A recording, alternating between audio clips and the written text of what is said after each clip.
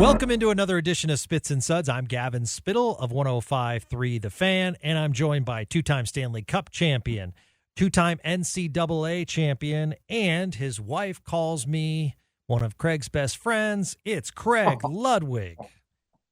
Oh, how are you, my friend? Did she text you that or something? No, I just made that up because I wanted to feel good. Yeah, okay. I wanted to feel good, so I'm like, man, I got to pump my tires every once in a while. Every podcast, I pump your tires. Yeah, you might as well pump your own because I won't pump them. Well, that's what I was going to say. The tires are a little low today, buddy. Yeah. Well, you can puff away all you want. Oh, jeez. All right. So Stars lose 3-2 the Islanders, and Craig. Usually we talk like defense and got to pick up at the trade deadline, which I think we all think we need to strengthen the defense. But it's interesting. In the last 4 games, they haven't scored more than 2 goals. So the offense is kind of sputtering, a lot of posts hit, but at the same time, got to put more in the net, right? Yeah, I mean, but I mean, at the end of the day, they've proven that they're one of the top offensive teams in the league. I mean, I think in the teams that are in the playoffs right now, if you look at that area, they're besides Vancouver, which I believe there's only a goal difference between them. As far as goals scored, they score goals. That top 9. Again, not everybody's healthy. Not a lot of teams are healthy right now. I mean, it's that time of the year, but I think Dallas has proven all year long that they can score goals, and aren't they kind of, from the standpoint of chemistry and all that other kind of stuff, what their lines are a little bit juggled here and there. And, now you've got, I mean, when you look at it, is the absence of Dodonov starting to show up a little bit? And Sagan.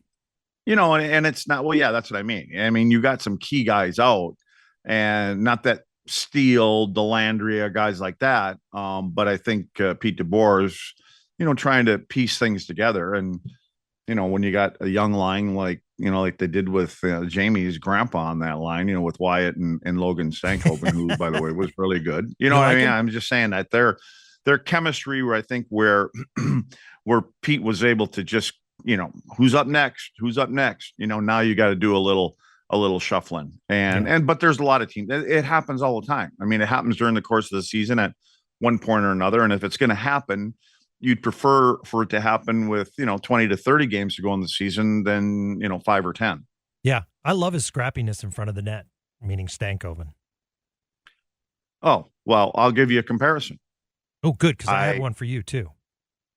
Well, it's probably better I hear yours because it's probably wrong. So go ahead. No, I mean, kind of a different player, but Brendan Gallagher. Oh my God. You are so right. Hands down. Exactly. Brendan Gallagher is 5'9", 180. Stankoven, as they say, 5'8", 170. Gallagher is probably a little bit more of a shit disturber. Yes. But when you want to talk about hanging around the front of the net and having the willingness to go there and stay there, and they're both just from looking at them and their uniform, especially Stankoven, they're built like little fire hydrants. I have no idea what I don't know what they're like without the gear on, but I will tell you from a defenseman standpoint, a lot of times when you play against a bigger guy, at least you have something to grab onto and you have something to kind of move. And when you have a smaller guy that will get down in that, let's just call it that 3-point stance where, he's using his stick for, some leverage on the ice, they're hard to move. And when you try to move them with a stick on their back, it rolls up their back because you're really starting at their back. You're starting just above, below their shoulders to try to get some leverage to move them. And especially in today's game. And the other thing that they do, what Stankoven does so well is he rolls off of checks. He goes into corners, and that's the same thing that any, he's quick, obviously, with the speed and stuff like that. The quickness, I would say. And you go into a corner with him and he can stop on a dime. And then as a defenseman, you have to have the proper angle with him because he gets down low, he tight turns, and he can roll you off his back shoulders. So, but that's a great comparison. It's the same guy that I had, and I was looking him up, and And for Gallagher, I think it was when he was a rookie. I mean, his numbers were 24 and 43. Yeah. He had 57 points, which you would say that Stankoven, and that was in 57 games, I think it is. Yeah. So anyway, maybe from stat standpoint, but yeah, they're similar players, and there's no quit in them. And I think I think we used to call it the little man syndrome, and they just always have a burr up their ass, and they're proving that they can do, play, or whatever, despite, their stature. Yeah. I think the issue for Gallagher has just been injury. Well, that's because, yeah. but see that if Stankoven would play that, I mean, but Gallagher's injuries have come from being in front of the net. I mean, when you think of him, he's gotten hit with so many pucks standing in front of the net and being that net front presence guy, which is where he collects his goals and his points. So there's a price to be paid. And, and again, obviously it's a little bit different in the American League and juniors. And when you get into the NHL, there's bigger guys you have to battle against, obviously. And the shots coming from the point are a little bit heavier. And so, but if you make your living there, you make your living there. And that's what Gallagher has done. And like I said, I mean, he's paid the price for sure with as many games as he's missed. But and again, I don't see, I think Stankoven is probably a very similar player, and he is understood how he is going to play in the NHL level at the NHL level with that same grit and determination to get to the front of the net and hang around the front of the net. I mean, there's so many players that you see that get there, but then they glide out of the good area of the ice in front of the goaltender. He doesn't. He stops and stays there.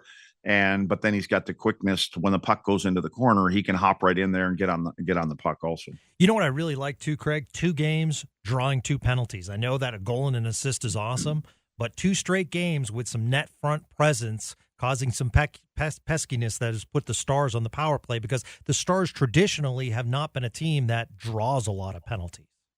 Well, it's funny. I'm looking at stuff with our U18s coming up for next week, and it's because that they have a different way that they play on the power play. They have guys that can move the puck around, and just for instance, the team that we're going to be playing, they're going to be hard to play against because they take a guy that's really a position defenseman player, and he's got size, and they plant him in front of the net, and now you have to find a different way to play against them defensively. And for Dallas, there's movement and there's quickness, and they can put pucks through a little seam to the back door, and they've got guys that have good one-timers, from going cross ice and getting that shot from the dot. And they're more in and out, and the guy that probably has the most consistent net presence for the Stars is not the biggest, not the youngest, probably Joe Pavelski, and Joe hangs around the front of the net. But with Joe,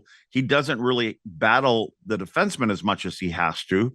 But his strength, obviously, is being able to tip a puck. So from a defenseman standpoint, a lot of times you have to play that guy a little bit different because his stick is so good and so dangerous, and you have to get yourself on the right side of that body in order to get his stick up off the ice or be able to control it. So, and then a lot of times what that does is once he gets, with the way Pavelski is, you've got to kind of play off his right side when he's facing the shooter, and to be able to get his stick, especially if you're an offside, a left-handed defenseman. But anyway, then what'll happen is Joe knows he's off my right shoulder, so I can spin to my left, and now all of a sudden he spins, and he's got the defenseman on the outside looking in. In other words, he's between the defenseman and the goaltender, and he's in that area where he collects those rebound goals all the time. We've seen 2 straight games where I think we've seen players in the opposition that aren't talked about as far as like big-time NHL circles in Sebastian Aho in Carolina, just because the teams you don't see them a lot. And the New York Islanders, Craig, last night, Matthew Barzal played 25 minutes, 17 seconds for a forward. And you look at his last 5 games, 25-17, 22-57, 20-31, and 22-06. Patrick Waugh is using himself some Matthew Barzal. That was established in game 1. Game 1, that Patrick behind the bench, the Islanders had a lead, and they kept rolling their top line out there, and they kept rolling Matthew Barzal out there, where they would traditionally go with like third or fourth line guys, like the Clutterbuck line.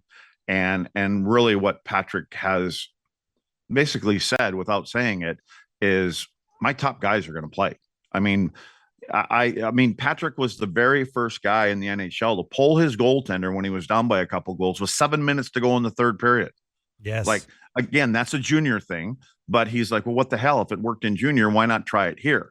And so now look at how many teams have followed that lead, and how many teams are pulling goalies now with 3 minutes to go, 4 minutes to go in a period, down 2 goals, pulling them with 6. I mean, you never used to see that. So Patrick had that influence, and really, by pulling your goalie with that much time on it, you're showing that you trust your best offensive guys. You're the guys we have to lean on, and if we've got a lead and it's a 1-goal game, why wouldn't I put my best guys on the ice that can hit that empty net? Is there a better chance of a top 3 or 4 forward hitting the net 150 feet away, or your fourth liner? I mean, again, they may, third and fourth line guys may argue with that, but they have a knack for the net. They have a nose for the net. They don't have to see the net as often as somebody else does. They know where they on the, where they're on the ice, how they turn, where they spin, where they let the puck go from 100 and some feet away. So that's what he's doing. He's saying, this is my best offensive player. And, and when you coach in the Q in the Quebec Major League, in juniors, that's the league where offense is off the chart. Yes. And that's where guys typically come out of that level of junior hockey, and you see some crazy offensive numbers.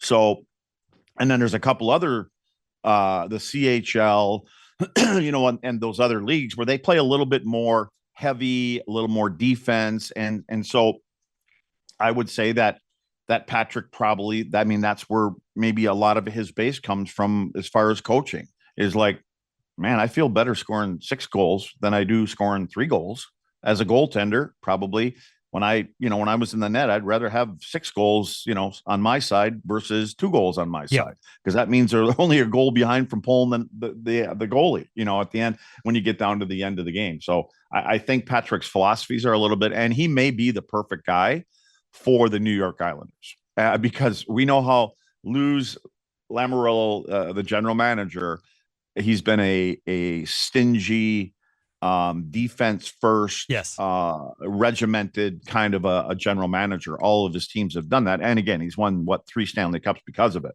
So maybe, because the game has changed, and maybe by him bringing in a guy like Patrick and turning that over to him, maybe that's Lou's way of saying, I'm eventually have to change with the times. I mean, I'm 83 years old or whatever Lou is, but it's time to change. Yeah. It's one of those teams where you watched last night and you're like, how is this team not more in the wild card picture?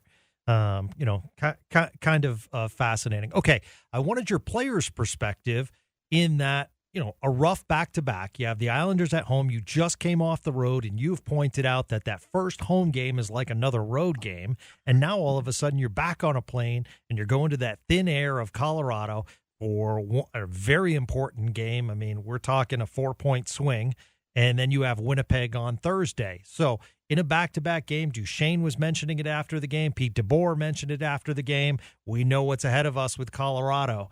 Does something need to be said in the room?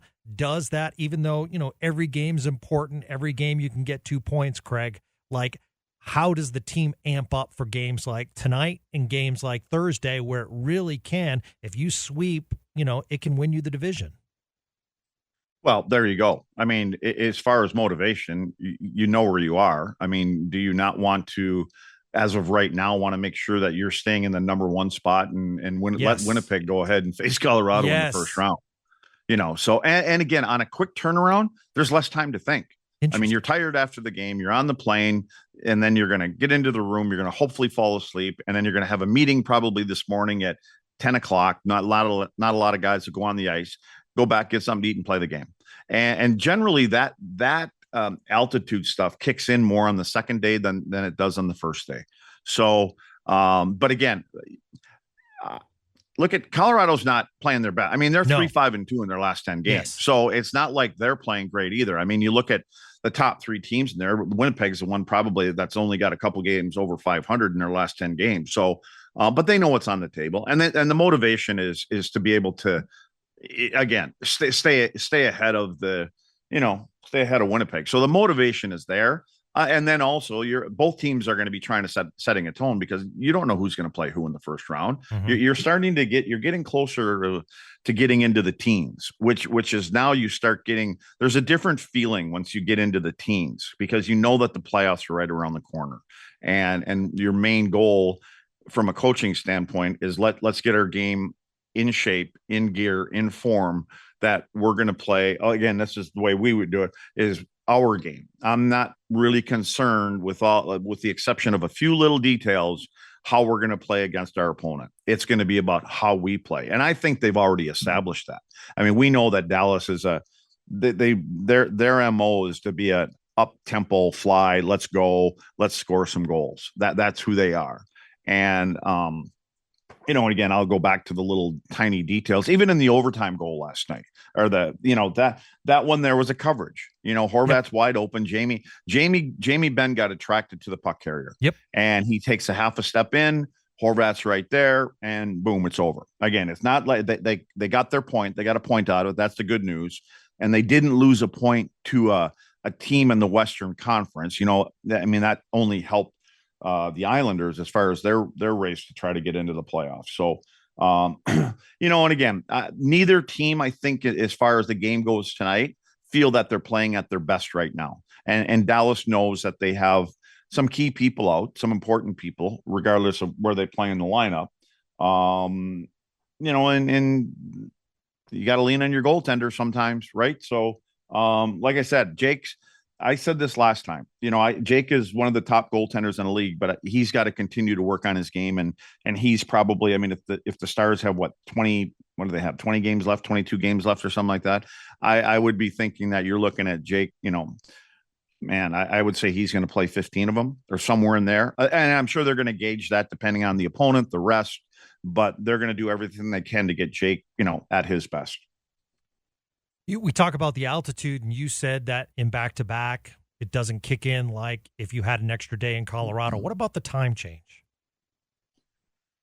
And I know these are simple questions, but I'm just wondering from a player perspective, like it's only an hour. Yeah. Right. And you look at it. The time change doesn't matter. Okay. I don't think it ever matters. When time changes mattered for me is when we go out east, and typically it was Philly or the Rangers, and you're playing a noon game like that. That's ridiculous, So, and these guys, listen, when you're done playing and you get on your plane, your luxury plane with sushi and everything on there, and your big old seats, you're not ready to shut it down anyways. Even when you go home, if you're in Dallas, you're not going to shut it down a lot of times till 1-2 o'clock in the morning. So they hop in a plane, their adrenaline's still going. They're going to land. They're going to get on the bus. They're still going. And, they're going to get to the hotel. And maybe that's about the time it's the time to get in where you're going to, start kind of decompressing the way it is anyways after a game. So, and then they'll let them sleep in, or what, like I said, typically they'd probably have a meeting. They might not even go to the rink today. They might have a meeting right at the hotel, and, they'll have their pregame meal, and then they'll be back up in the room by 1 o'clock and do whatever they do, whether they rest for a couple hours and be ready to go. So they've been doing this for a long time, so they kind of know how to handle it. And I don't look at an hour difference being a big deal, especially the way they travel now. The only time really I think is, when you're out there in Vancouver and San Jose and all that other kind of stuff, where it seems to, and then you have to go from there and you have to take that trip all the way across the country and then play out on the East Coast, which doesn't happen too often, but when it does, it's ridiculous. I was watching the game last night, and the Stars obviously are very good in front of the net as far as tips. But as they were working their way around the power play, I said to myself, I missed the slap shot from the point. And we've kind of touched on this, but I wanted to get your thoughts as a former defenseman. I'm guessing it's because of the age of block shots. You don't want it going the other way, and that crazy bounces that slap shots can, But I mean, I always felt as though the slap shot creates rebounds. In other words, like that first goal last night where Duchesne had that empty net, that's because it was a quality shot on net, and there's no way that the goalie could control it. Therefore, Duchesne in the right place at the right time. I would love to see, more of that. I understand the wrist shots and the tips, but I miss the slap shot. I think it can create some good offensive rebound opportunities. Well, that slap shot that shot that you're talking about did not come from the middle of the ice though last night for Duchesne's goal. It came from the left side, didn't it? I think that's where that because the reason that you don't see a lot of point shots is it on the power play is because that the structure from the defensive team is so good. You can't get the puck to, let's just say it's Miro on the top of that diamond and it comes from Harley or it comes from Duchesne or whoever would be on the, or Robo. Very rarely can that shot get through because the way that they play a diamond or the way that they force, they always take the middle away, whether it's the defenseman in front of the net or it's going to be the high guy. There's always somebody in that shooting lane. So that's why you see a lot of things, get to the point, get to the sides, and then it goes through the box or something like that, and you can get them moving and you can open up lanes. But even if it's down on the half wall and it comes out to the point in the middle, there's already somebody waiting there because you're taking away certain areas of the ice. You're trying to go with the lower percentage shots. And so if you can keep them coming from the perimeter, and yes, that's where the rebounds occur. But again, a lot of times a defenseman or a forward, when you play a diamond, they're coming out in that shooting lane when it gets to the half walls. So that's the whole thing about penalty kill. And a lot of teams now, it's not like it used to be where it's just kind of stand in your spots and be there and try to block shots. They still try to block every single shot, but it's movement. They're not standing still. There's the pressure. You go and you take time and space away. And you have to, as a penalty killer, it's like if you took a rope and you tied it to all four players. And so when one guy goes, the next guy goes. Okay. The next guy goes. The next guy goes. Yeah. Yeah. So Sean Shapiro wrote yesterday, he talked about, I understand everyone wants, a defenseman, but what if we got both defensemen from the same team? And I wanted to ask you trade deadline stories as far as a defenseman coming into the room. Did you have to play with someone fresh? And what kind of adjustment has to be made? And I thought it was interesting as far as getting the actual pair, put them on the second line as far as defensive pairings, and then move Esa Lindell and Ryan Suter down to the third pairing. And so I think that would really help your defensive corps. Because I think, me personally, I think one move defensively, I don't know if that takes me over the top. Okay, so can you ask Sean Shapiro, the future general manager of the Bantam team here in Dallas, where is he getting the money for the cap space to grab a number 3 and number 4 defenseman? I will ask him, and I will get an answer. That's a dream. Isn't that yes. What you'd call a pipe dream? I mean, I don't know how you can get a number 3, number 4 from the same team without giving up a boatload. Yes. And why would a team give up their number 3 and 4? Because typically a number 3 and 4, you're saying that you're a number 3 and 4, whereas if our number 2 gets hurt, we can easily move our 3 into number 2. I think the top 4 defensemen are so important for every single team. I don't care what level it is. 5 and 6, especially in the NHL. I mean, it depends on where games are, but all you have to do is look at the minutes played. I mean, it'll tell you who they think 5 and 6 are. And then over the course of the year, they're going to average 12, 13 minutes, where other guys are averaging, the 1 and 2s are averaging 23, 24. And then your 3 and 4s are like 18, 19 to 20. Yeah. So how do you give away a number 3 and 4 defenseman? Not give away. But again, so has to be what is Esa making this year? About $5 million? What is Hakanpää making? About 2 or 3, maybe? Yeah. I don't know. Yeah. I have no idea. So now all of a sudden you want to try to find, that cap space right there. And again, it's got to be body for body, so you don't have the cap space just to bring them in. So you're going to have to move $6 million, $7 million, $8 million out. Who do you suggest that you're going to move $8 million worth? Well, it warms my heart that you're talking cap. It really does. Because it's usually you should wear a cap. You probably need to wear a cap. I do wear caps on the weekends, absolutely. But I love that you're talking salary cap with me. My point last night after the game, because I love the thought, but my thought was, he was talking about Philadelphia and Sean Walker. And I know, like, wherever you go, he's a top trade target. And I don't understand why more people aren't talking about Philadelphia is currently third in the Metro. They're a playoff team. And got a little tighter last night, but yeah, okay. Yeah, okay. But Greg, this team has not been in the playoffs for 3 years. The last time they made the playoffs was a COVID year, so there was no attendance.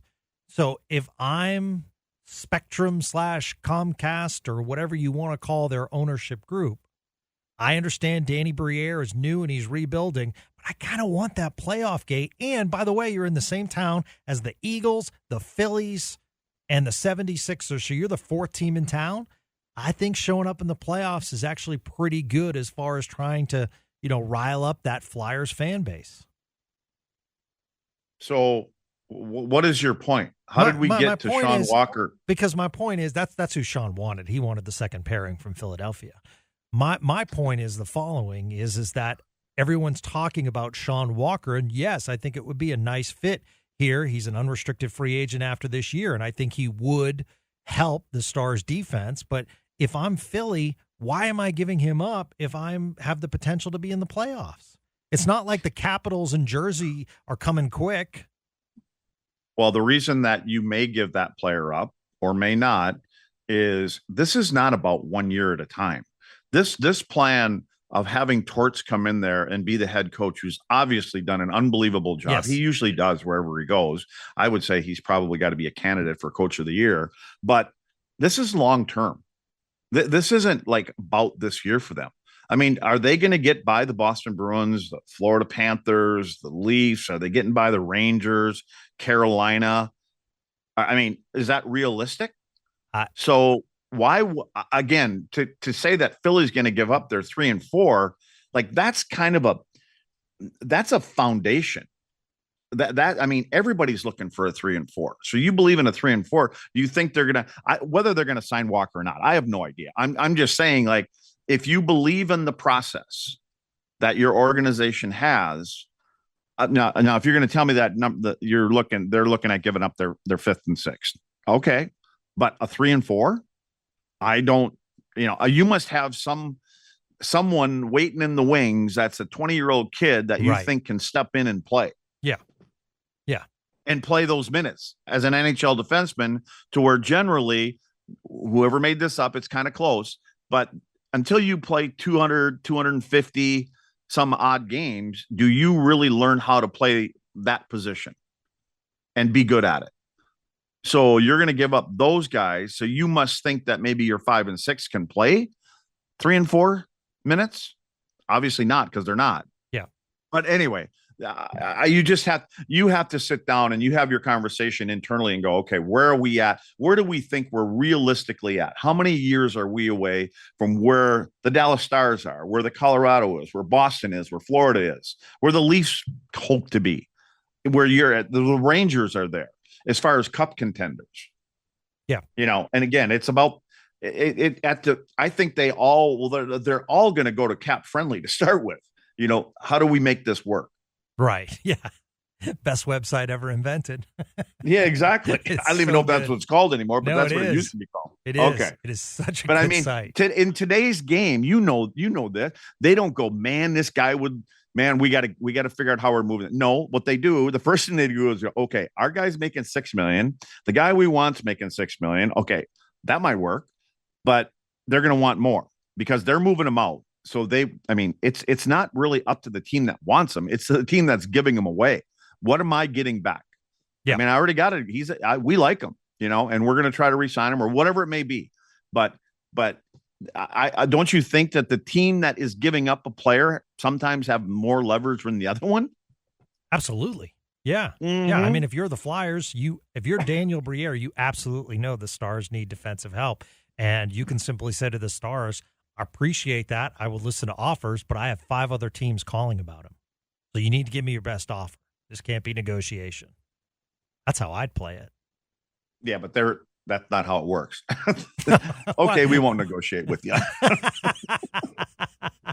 I knew God. I wasn't an NHL GM for a reason. Yeah. All right, so that's funny. Not the way it works. We're talking about trades, and Chris Barnard at CBarnard82 brings up a good point. The other day, you and Craig were talking about Eric Cole and how trading him brought Dallas Matthias Janmark. Interesting facts. Matthias Janmark wasn't the primary target. It was Bachman, a defenseman nil-like from Detroit system. Number 2, the conditional 3rd-round pick turned into a 2nd-round pick, and that 2nd-round pick is Rupe Hintz. Okay, let's just start here. That's not exactly what they went in thinking this is how this is going to play out. You seriously think that somebody said, okay, this is exactly how this is going to play out? How do they know, first off, how do they know that this player that you got in the draft is going to be available?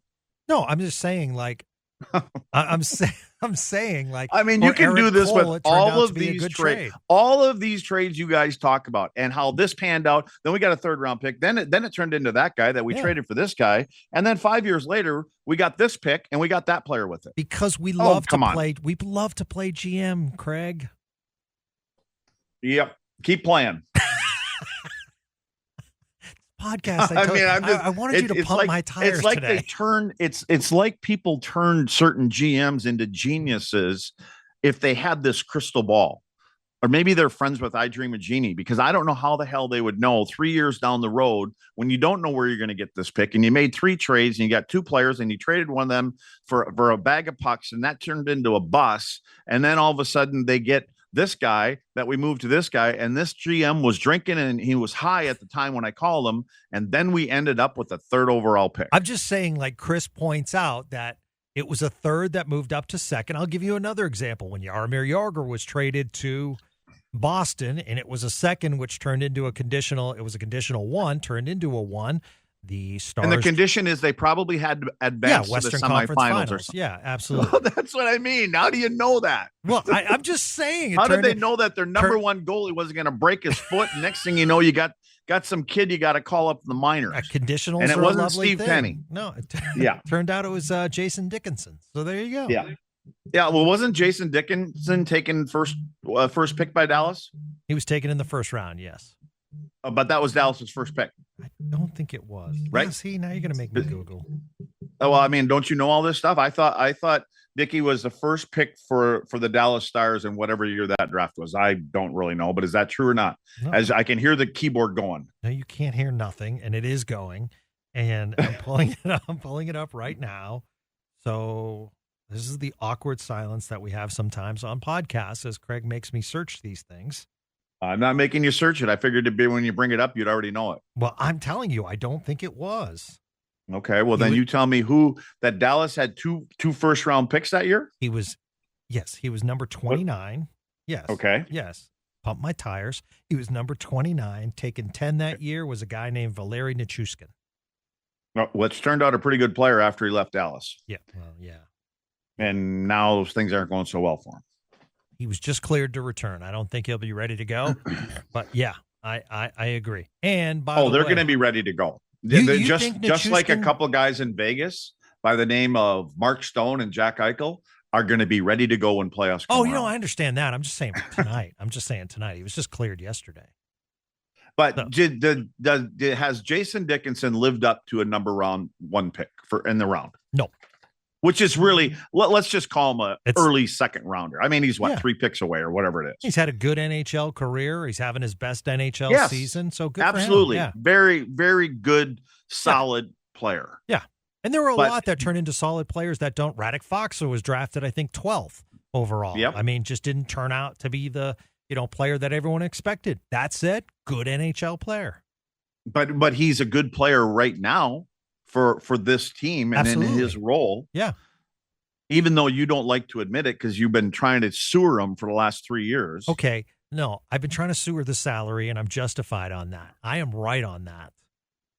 You can't tell me a fourth line center is worth over $3 million. Well, then quit getting on Val. Get on the general manager that gave him the money. That gave Val the money, or gave? I do.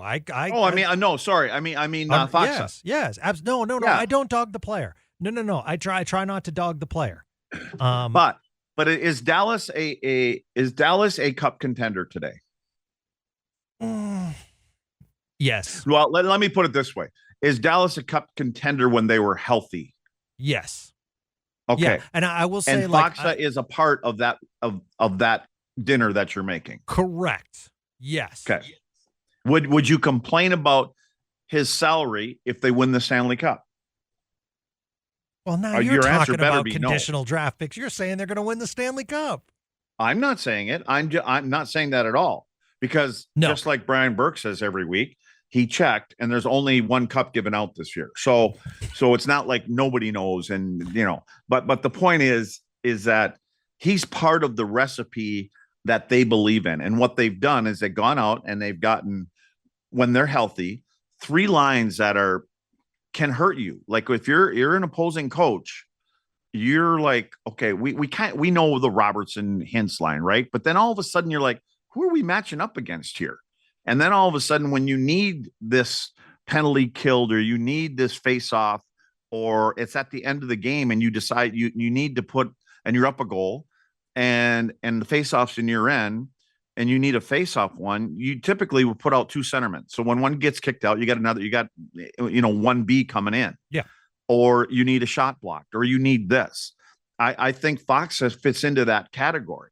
And like I've said before, like you will almost always win the cup because of your best players, but you don't win it without the others, like without the Dave Reeds for us and Pat Verbeek and Daryl Sador, all these guys that don't get mentioned, so he's part of the Stars recipe.